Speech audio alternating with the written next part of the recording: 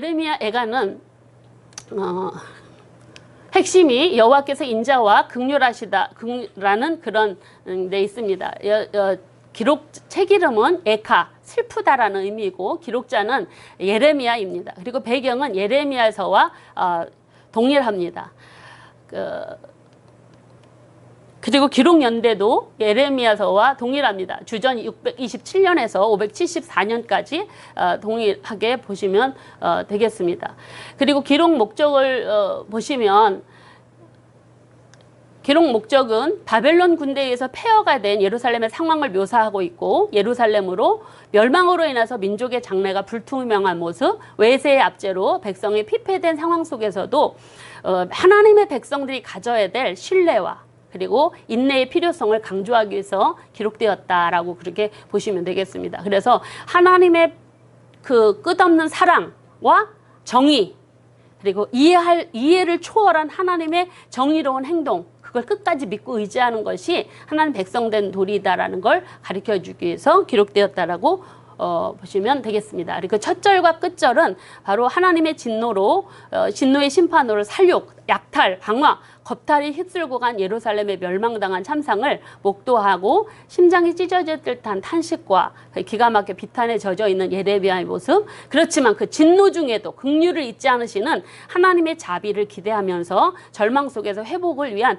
소망의 기도를 드리면서 이 예레미야 애가가 맞춰지는 것을 볼 수가 있습니다. 전체 보기를 좀 보시면은 전체 보기는 예레미야 애가는 5장으로 되어 있고요. 예레미야가 결혼했으면 애가 5명이라고 합니다. 그래서 5장 기억하시면 좋을 것 같고 크레그 보기는 1장부터 2장은 죄로 인한 하나님의 심판, 3장은 예레미야의 탄식과 소망, 예레미야의 황폐와 회복을 위한 기도가 4장, 5장으로 그렇게 나눠서 볼 수가 있고요. 이 예레미야 애가는 전통적으로 유대 절기 때 읽히는 5 두루마리 중에 하나로 아부월 9일에 성전 파괴를 기억하면서 읽혀지는 책으로 알려져 있습니다.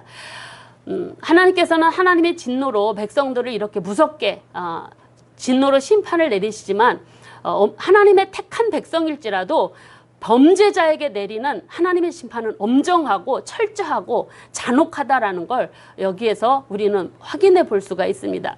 그러나 그 모든 하나님의 심판은 소망이 끊어질 정도였지만 그러나 그 속에서도 하나님의 긍휼을 기대하면 소망 회복이 임한다라는 걸 우리는 확인해 볼 수가 있습니다. 자세히 보기를 좀 들어가 보시면은 죄로 인한 하나님의 심판에서 고통받는 예루살렘의 모습을 좀 보시겠습니다. 이 부분은 바로 예레미야가 바벨론으로 끌려가다가 분사령과 누부사네달에 의해서 호위로 본국으로 돌아와서 참상을 보고 너무 끔찍한 그 황폐하고 폐허가 된 예루살렘을 보며 애가를 부르며 하나님의 자비를 구하는 그런 기도의 내용입니다. 여호와는 의로우시도다. 내가 그의 명령을 어겼도다. 라고 하면서 이 예레미야는 자신의 백성들의 죄를 자백합니다. 그리고 비참한 현실을 보며 탄식하고 슬퍼하며 하나님의 자비를 구하는 그런 기도를 드리고 있는 걸 볼 수가 있습니다. 그래서 그 자비를 구하는 기도는 바로 하나님의 명령을 어겼지만 그럼에도 불구하고 하나님의 은혜를 사모하는 이런 믿음을 보여주는 내용이 여기에 나타나고 있고 2장에는 파괴되어진 예루살렘의 모습을 우리가 볼 수가 있는데 유다가 자랑하고 의지했던 모든 것들이 무너졌습니다. 백성들이 칼 앞에 다 도륙당했습니다. 그것은 그들이 하나님의 이방인의 손에 하나님께서 내버려 두셨기 때문이었다라고 이야기를 합니다. 그래서 하나님의 진노로 모든 것이 파괴되어진 예루살렘을 목도한 예레미야의 고통이 2장 11절에 이렇게 나타납니다.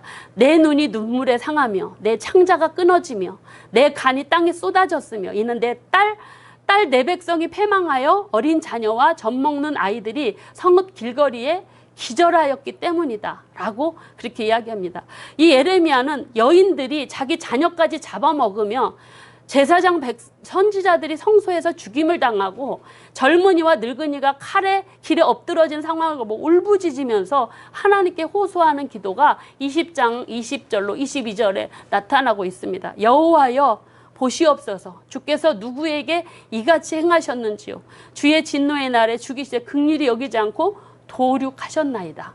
이렇게 끔찍한 모습을 바라보면서 하나님 앞에 긍휼을 구하는, 이러한 모습을 보면서 긍휼을 구하는 그런 예레미야의 모습을 우리가 확인해 볼 수가 있고, 그리고 3장은 절망 속에서도 소망을 발견하는 예레미야의 모습이 기록됩니다. 심판의 현장에서 예레미야는 하나님께 소망을 둡니다.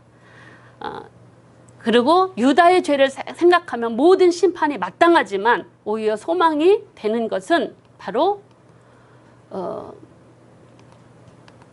소망이 되는 것은 여호와의 긍휼이 인자가 무궁하시기 때문이 우리는 진멸되지 않을 것이다 라는 그 고백을 하고 있습니다.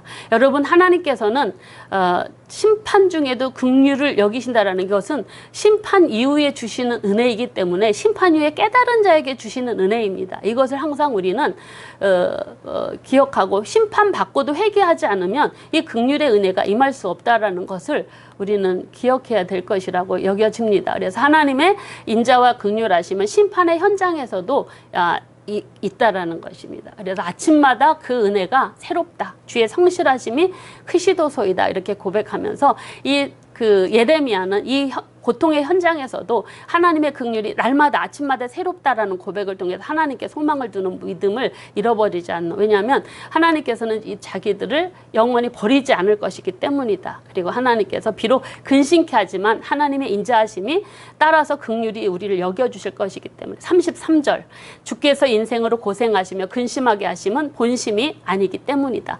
그래서 하나님께로 우리가 돌아가자라고 그렇게 촉구하는 내용도 나타나고 있습니다. 그리고 마지막에는 이제 4장 5절에서 예루살렘의 황폐와 회복, 멸망의 참상과 원인을 이야기하는데, 그 멸망의 참상은 바로 뭐냐면 그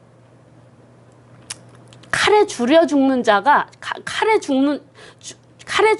줄여 죽는 자보다 더 낫다. 이렇게 고백합니다.